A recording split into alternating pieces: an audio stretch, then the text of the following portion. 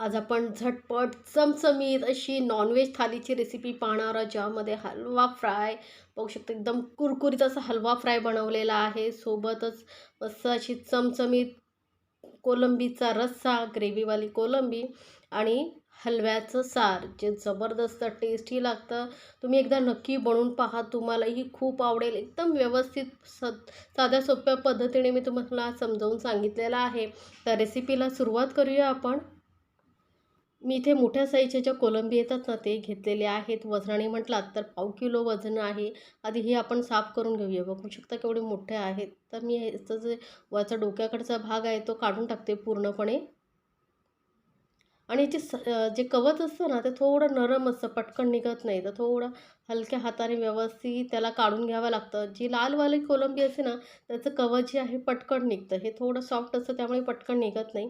तर या पद्धतीने कवच काढून घ्यायचं आणि आतली जी सर्व घाण असते ना, ती अशी काढून घ्यायची. किंवा ह्यामध्ये बघा अजिबात धागा नसतो, तर तो धागा असेल आतमध्ये काळ्या कलरचा, तर तोही तुम्ही काढून घ्यायचा आहे. तरी कोलंबी मी पटापट या पद्धतीने साफ करून घेते. आता छोटी कोलंबी असेल ना, तर ती साफ करायला थोडा टाईम लागतो. तर यामध्ये बघा थोडासा हलकासा धागा आहे, तो मी काढून घेतलेला आहे. तर अशी सर्व कोलंबी साफ करून घेते. त्यानंतर यासाठी आपण चटणी बनवणार आहोत. तर एक तवा घेतलेला आहे, त्यामध्ये 2 चमचे तेल घेतलेलं आहे. कांदा, आलं, लसूण, 2 मध्यम आकाराचे कांदे घेतलेले आहेत. आता तुम्हाला रस्सा, ग्रेव्ही किती दाटसर हवी आहे, त्यानुसार तुम्ही कांद्याचं प्रमाण घेऊ शकता. तर इथे 2 कांदे मी घेतलेले आहेत. तर हे आपल्याला मध्यम गॅसवरती चांगलं लालसर होईपर्यंत भाजून घ्यायचं आहे. कांद्या खोबऱ्याचं वाटण घालून जर तुम्ही कोलंबीचा रस्सा बनवलात ना, तर जबरदस्त टेस्टी होतं. आता कांदा बघा थोडासा लालसर झाल्यानंतर यामध्ये ना मी थोड्याशा कोथिंबीरच्या दांड्या आहेत त्या घालते. यामुळे चव खूप छान येते भाजीला. तर हे बघा मस्त असं कोथिंबीर ही आपण कांद्याबरोबर भाजून घेतलेलं आहे. तर कांदा बघा बराचसा लालसर झालेला आहे. त्यानंतरच यामध्ये घालायचं सुकं खोबरं. तर पाव कप एवढं मी सुकं खोबरं घेतलेलं आहे. आता सुकं खोबरं घेतल्यानंतर ना आपल्याला अजिबात वेळ घालवायचा नाही. पटापट मिक्स करत राहायचं आहे, कारण सुकं खोबरं पटकन जळतं. त्यामुळे पटापट मिक्स करून हे थोडं लालसर होईपर्यंत खोबरं भाजून घेतलेलं आहे. त्याला थंड करून मी वाटून घेते. चटणी आपली वाटून झालेली आहे. त्यानंतर बघा कोलंबी ही साफ करून स्वच्छ धुवून घेतलेली आहे. आता तवळी कढईमध्ये 2 मोठे चमचे तेल घेतलेलं आहे. तेल जसं गरम होईल त्यामध्ये 4-5 लसणाच्या पाकळ्या अशा चिरून घेतलेल्या आहेत थोड्या मोठ्या-मोठ्या. आणि लसूण लालसर होईपर्यंत आपल्याला हा तळून घ्यायचा आहे, म्हणजे चव खूप छान येते कढीला. त्यानंतर खूप सळा घातलेला आहे कोथिंबीर आणि आपण जे कांदा खोबऱ्याचं वाटण बनवून घेतलं होतं ते घातलेलं आहे. या कांदा खोबऱ्याच्या वाटणामुळे ना जी ग्रेव्ही आहे मस्त ताटसर होते आणि जबरदस्त टेस्टी होते. आता हे वाटण जे आहे चांगलं आपण तेलामध्ये परतून घेणार आहोत. गॅस एकदम मीडियमवरती ठेवलेला आहे बरं का. त्यानंतर एक मोठ्या आकाराचा टोमॅटो घेतलेला आहे, तोही बारीक चिरून घ्यायचा आहे. आता तुम्हाला आवडत असेल ना, तर चटणीबरोबरच हा टोमॅटोही वाटून घेऊ शकता.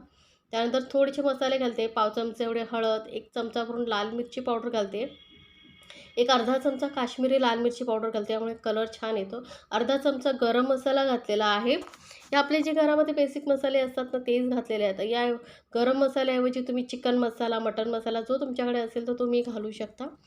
तर आता मस्त असं मिक्स करून घेतल्यानंतर घालूया कोलंबी आणि आधी आपण हे मिक्स करून घेणार आहोत. नंतर यामध्ये पाणी घालणार आहोत. तर आता मस्त बघा मिक्स करून घेतल्यानंतर आता ग्रेव्ही तुम्हाला किती दाटसर पातळ हवी आहे, त्यानुसार तुम्ही यामध्ये पाणी घालू शकता. तर साधारण मी इथे 1 ग्लास छोटा पाणी घातलेलं आहे आणि पटापट मिक्स करून घेऊया. आणि आता यामध्ये आपण घालूया कोकम. तर मी इथे ना 4 ते 5 कोकम घातलेले आहेत. चवीनुसार मीठ. आता तुम्हाला कोकमाचं प्रमाण किंवा कोकम नसेल तर काय चिंच वगैरे घालायचे ते प्रमाण तुमच्या आवडीनुसार कमी जास्त करू शकता. थोडीशी दाटसर ग्रेव्ही वाटेल, त्यामुळे मी थोडंसं पाणी अजून घातलेलं आहे आणि आता याला आपण कव्हर करून झाकून शिजत ठेवूया. आपली ग्रेव्ही शिजते तोपर्यंत मी इथे बघा हलवा घेतलेला आहे. एक मोठ्या साईजचा हलवा घेतला होता. तर असे मोठ्या पीसेसमध्ये कट करून आणलेला आहे. आता यामध्ये आपण मीठ, हळद, मसाला लावून याला मॅरिनेट करत ठेवणार आहोत. त्यामुळे हळद घातलेली आहे.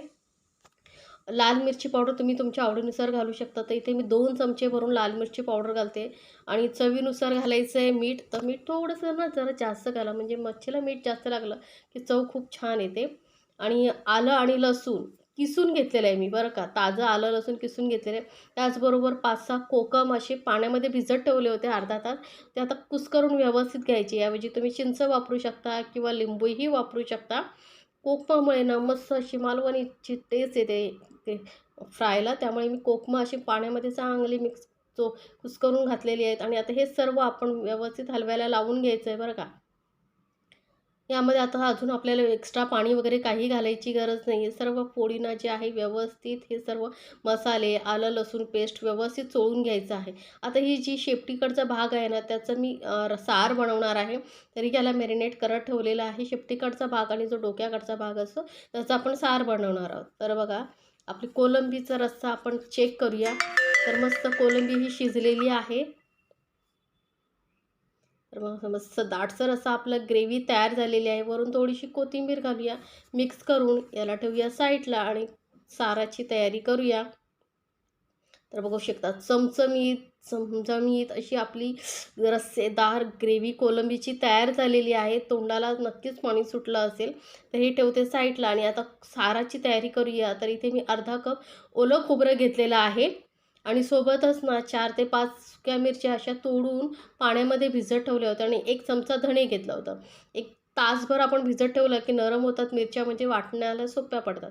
3 लसणाच्या पाकळ्या घेतलेल्या आहेत. एक अर्धा कांदा घ्यायचा आहे, जास्त कांदा घालायचा नाही, आणि त्याच्या छोट्या फोडी करून घेतलेल्या आहेत. आता हे थोडंसं पाणी घालून बारीक आपल्याला वाटून घ्यायचं आहे.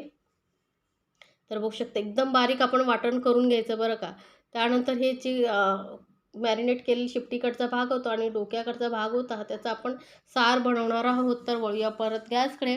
तर गॅसवरती कढई ठेवलेली आहे आणि कढईमध्ये 2 मोठे चमचे तेल घेतलं आहे. त्यामध्येही आपण घालणार आहोत लसूण पाकळ्या.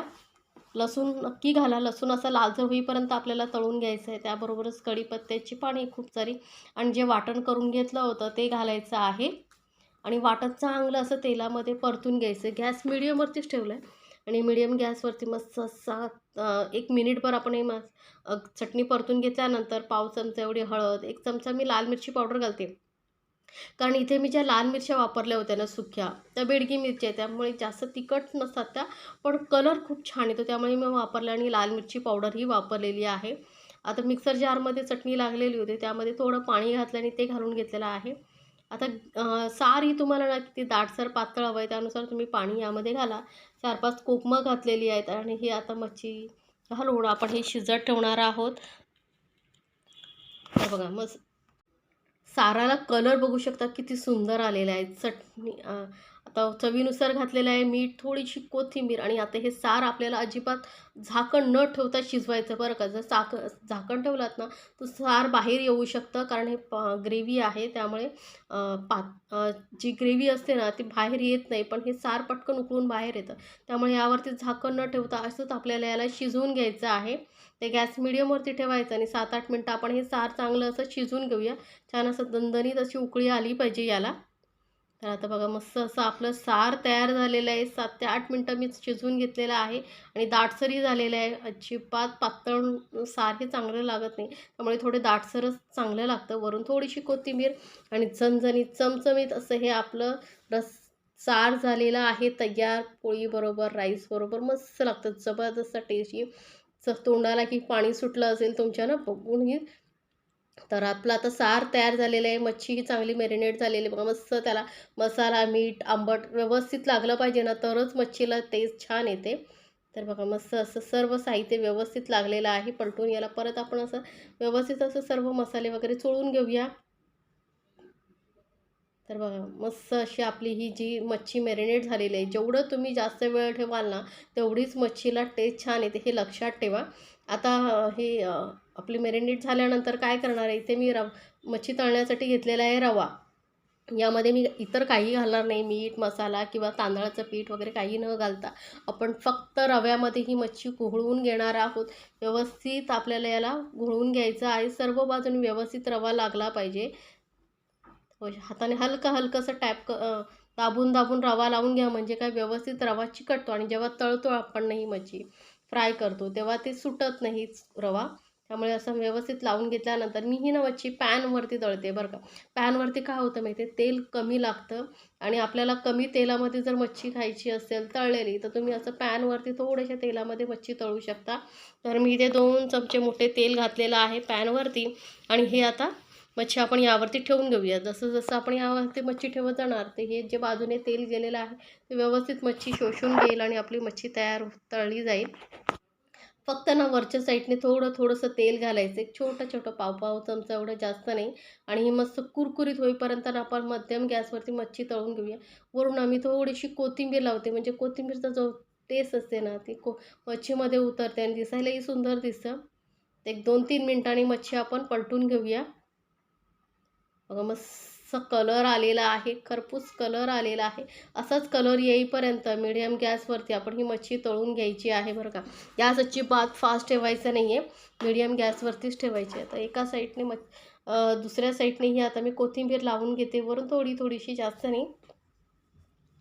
किंवा मग तुम्ही रव्यामध्येही घालून तळू शकता.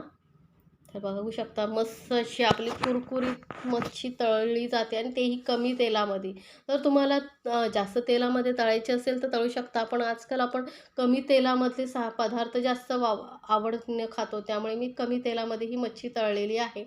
तर थोडंसं अजून तळली गेली पाहिजे. मी पलटून पाहिलेलं आहे. तर थोडासा हलकासा कलर कमी वाटला, त्यामुळे मी पलटून परत ही मच्छी बघा मस्त आता असा कलर येईपर्यंत तळून घेतलेली आहे. कलर बघू शकता काय जबरदस्त आलेला आहे. आणि जास्त ही बरं का मच्छी जास्त वेळ तळायची नाही, नाहीतर ना ती चिवट होते, खाताना असं रबरासारखी लागते. त्यामुळे जास्त वेळ ही अशी मच्छी तळायची नाही, मीडियम गॅसवरची अशी तळून घ्यायची. तर ही आपली नॉनव्हेज थाली झालेली आहे तयार. हलवा फ्राय जो कुरकुरीत होतो आणि जबरदस्त टेस्टी लागतो. सोबतच हा कोलंबीचा रस्सा बघू शकता, तुमच्याही तोंडाला पाणी सुटलं असेल. आणि हे चमचमीत असं तिखट आंबट असं हलव्याचं सार, जे खाल्ल्यानंतर तुम्ही बाकीच्या नक्कीच रेसिपी विसरून जाल. तर एकदा नक्की बनवून पहा आणि मला सांगायला विसरू नका बरं का, तुम्हाला ही रेसिपी कशी वाटली.